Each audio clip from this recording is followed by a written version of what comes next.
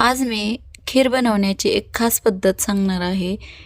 खीरमध्ये एक अशी सिक्रेट वस्तू घालणार आहे, ज्यामुळे खीरची चव दुप्पट होईल.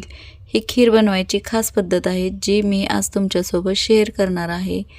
नमस्कार, सविताज किचनमध्ये सर्वांचे खूप खूप मनापासून स्वागत. तुम्हा सर्वांना गुढीपाडव्याच्या आणि मराठी नवीन वर्षाच्या खूप खूप शुभेच्छा. सण म्हटला की गोडधोड आलंच. आज बनवूया आपण सुगंधी तांदळाची खीर, आणि जी सोपी पद्धत आहे. आणि इथं मी 1 वाटी असं तांदूळ घेतला आहे. एक छोटी वाटी, जसं तुम्हाला ज्या पद्धतीने किंवा जास्त कमी जास्त असं बनवायचे असेल तेवढं तुम्ही खीर घेऊ शकता. तर इथं तांदूळ मी भिजवून घेतला आहे 10 ते 15 मिनटासाठी. फक्त नितळून पाणी घेतलं आहे, सुकवून वगैरे घेतलं नाही. विलायची टाकली आहे, यामध्येच 1 चमचा तूप टाकलं आहे. यामुळे आपली ह्या तांदळाची चव तर दुप्पट होतेच, पण शिवाय तांदूळ भरडताना छान भरडलं जातं किंवा तांदूळ सुकवायची गरज लागत नाही. ह्या पद्धतीने बघू शकता, जाडसर असा तांदूळ आपल्याला भरडून घ्यायचा आहे. हा तांदूळ मी बासमती घेतला आहे. तुम्ही आंबेमोहोरसुद्धा घेऊ शकता. कढईत मी 1 चमचा असं तूप टाकलं आहे. बघू शकता, हे तूप आपल्याला गरम करून घ्यायचं आहे.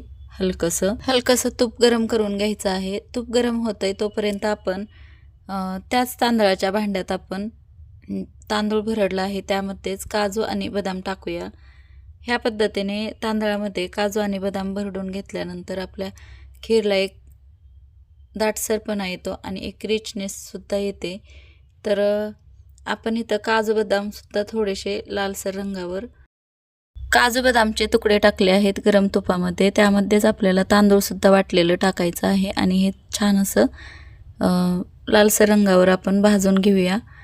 1 चमचा तुपामध्येच आपल्याला भाजून घ्यायचं आहे. यामध्ये आपल्याला तांदळाची रिचनेस किंवा चव दुप्पट होण्यासाठी एक ओल्या नारळाचा चव टाकायचा आहे थोडासा. जर असेल तर टाका, नाही टाकलात तरीही चालेल. तर ह्या पद्धतीने तांदळाची खीर केलेली खूप छान होते. तर इथं मी ओल्या नारळाचा चव घेतला आहे, थोडासा अर्धी वाटी असा घेतला आहे. ह्याच तांदळासोबत आपण तो सुद्धा थोडासा गरम करून घेऊया. ही प्रोसेस आपण मंद आचेवर करत आहोत. दूधसुद्धा एकीकडे गरम करून घेतलं आहे. त्यात जी साई होती तशीच ती मी आटवून घेतली आहे. ह्या पद्धतीने एकीकडे मी दूध आटवून घेतलं आहे, त्यामुळे वेगळं दूध आटवण्याची गरज नाही आहे.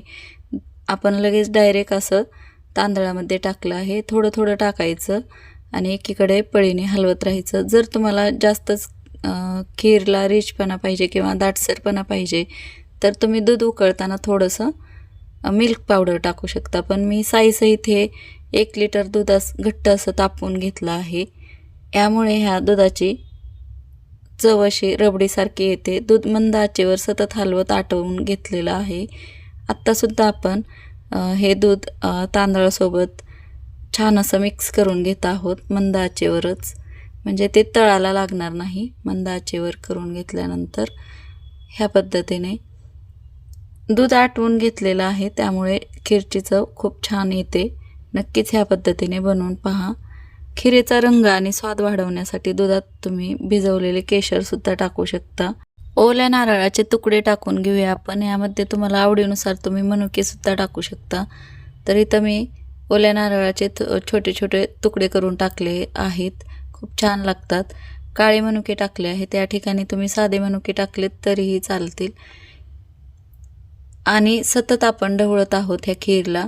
मंद आचेवरच ही खीर आपल्याला अगदी पूर्णपणे तांदूळ शिजेपर्यंत आपल्याला अशा पद्धतीने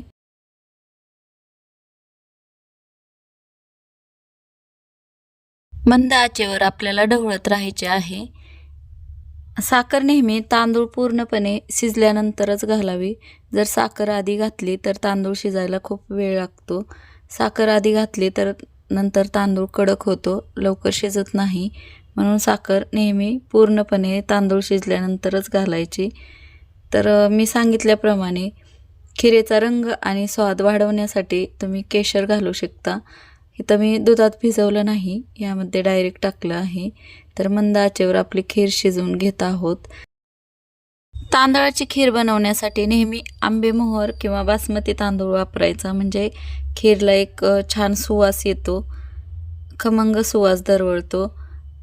यामुळे तर तुम्ही नक्कीच आंबेमोहोर किंवा बासमती तुकडा तांदूळ तुम्ही वापरू शकता. इथं मी बासमती तांदूळ वापरला आहे. तर खीर आपली मंद आचेवर आटवत छान अशी शिजवून घेतली आहे. खूप छान शिजली आहे. रंगसुद्धा छान आला आहे. स्वाद आपल्या ह्या खीरचा खूप छान आहे. नक्कीच ह्या पद्धतीने तुम्ही बनवू शकता. आता वाटीमध्ये मी सर्व करत आहे. खीरचा रंग आणि स्वाद बघा खूप छान आहे. खीरचा तुम्हाला रंग दिसू शकतो, पण स्वाद बनवल्यानंतरच कळणार आहे. त्यामुळे तुम्ही खीर बनवून पहा ही. आणि ही रेसिपी कशी वाटली नक्कीच मला कमेंट्समध्ये सांगा. बघा ही आपली दाटसर आणि रंगाला ही अतिशय सुंदर खीर आहे. तर ही पाडव्याच्या निमित्ताने रेसिपी नक्की ट्राय करा. वरून तुपात तळलेले ड्रायफ्रूट्स टाकले आहे. ह्यामुळे क्रंचीनेस कुरकुरीत लागतात. क्रंचीपणा येतो एक खाताना. तर नक्कीच ह्या पद्धतीने बनवून पहा. आणि एक लक्षात ठेवायचं, साखर नेहमी तांदूळ पूर्णपणे शिजल्यानंतरच घालायची. तर ही रेसिपी कशी वाटली, तुम्हाला आवडली असेल तर व्हिडिओला लाईक करा, शेअर करा मित्रमैत्रिणींसोबत व्हिडिओ. आणि सविताज किचन या चॅनलला सबस्क्राईब जरूर करा. भेटू अशाच नवीन रेसिपीसोबत. तोपर्यंत धन्यवाद.